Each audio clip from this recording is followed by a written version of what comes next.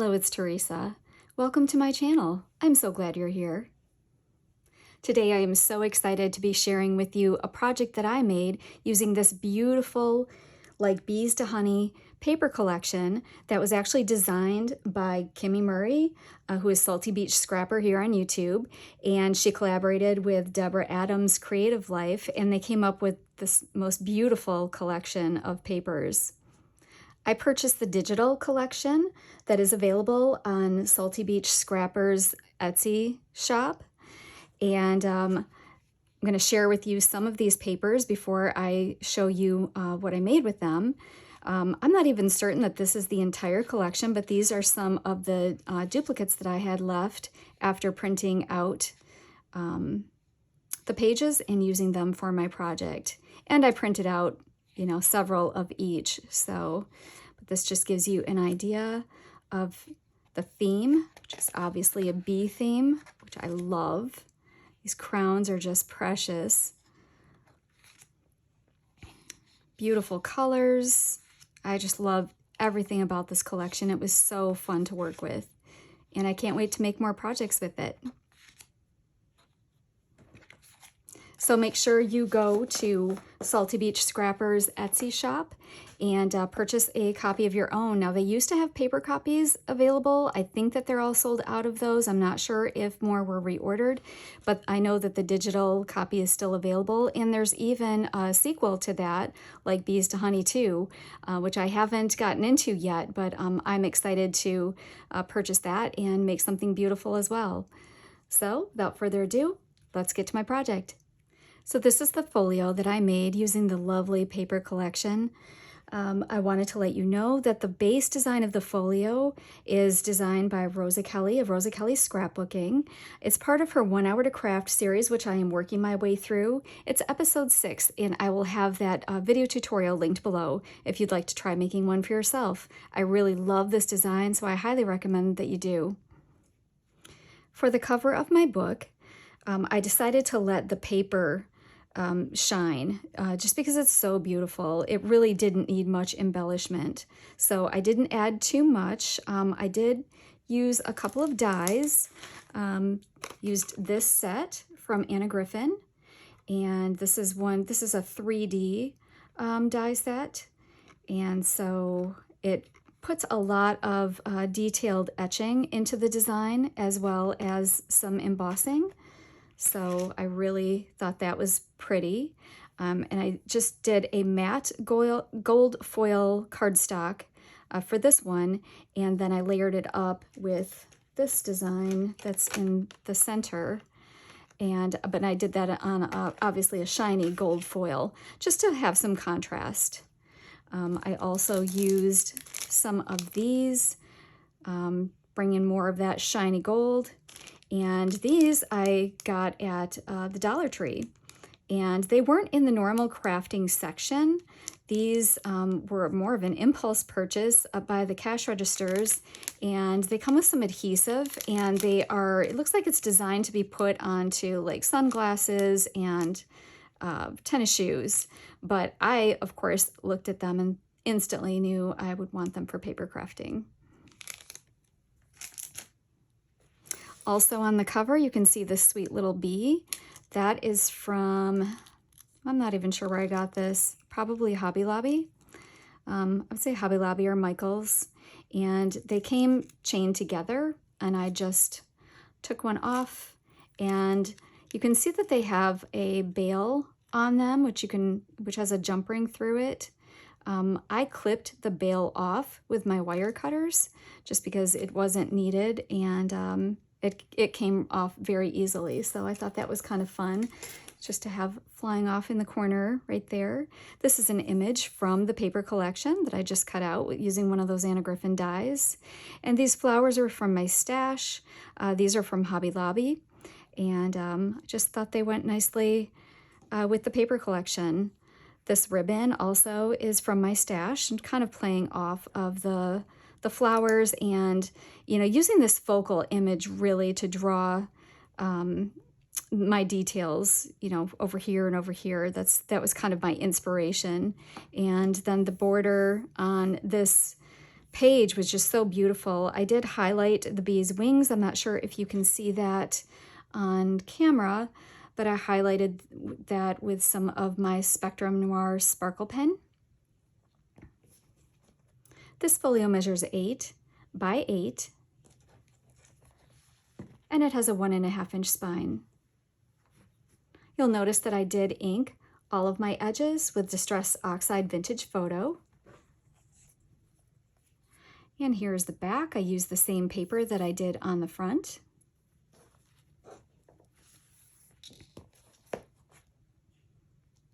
Well, let's get into it. Now, I did include this simple ribbon closure. It's not really necessary. The book stays closed just fine without it, but I thought it added a nice decorative element. And as we open it up,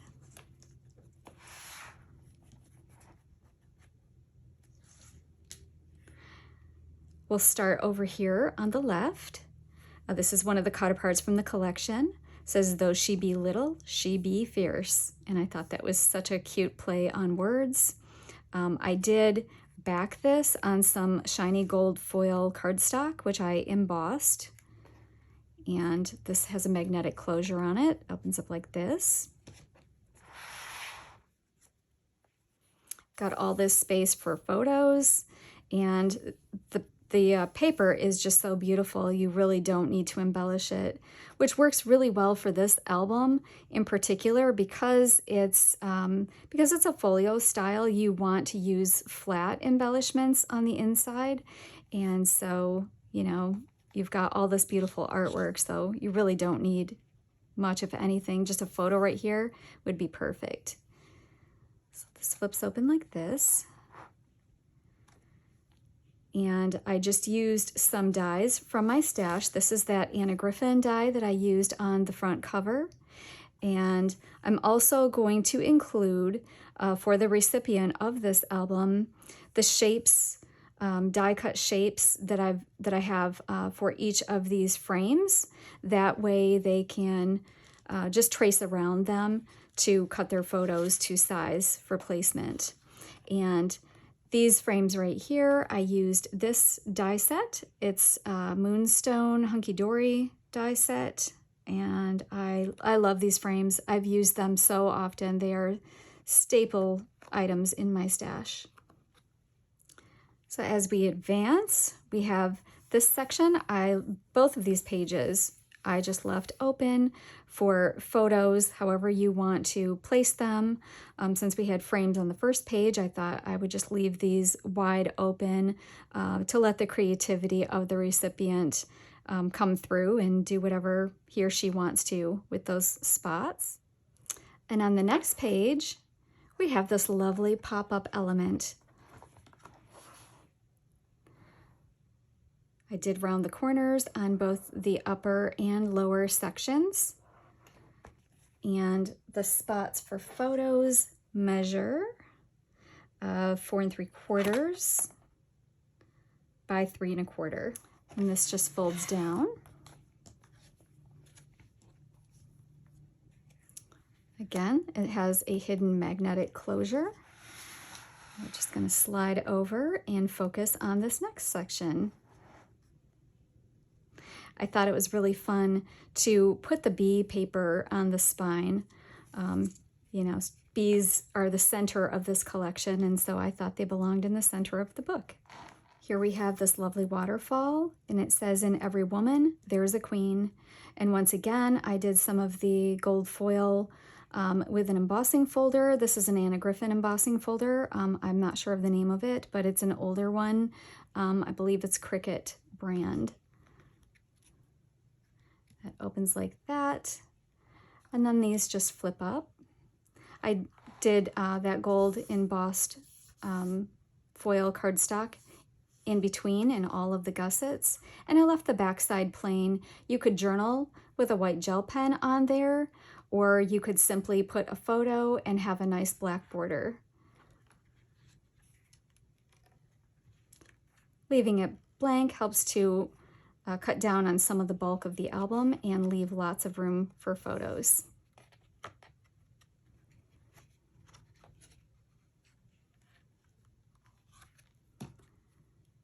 close that up. And you should know that this is a rotating waterfall.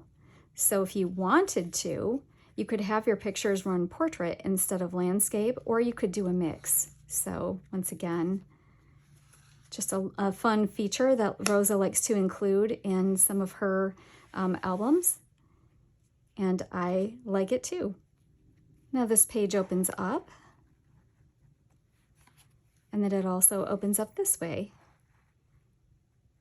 So you've got kind of a twin page thing going on the sides, the gold embossed foil cardstock running down in the gussets.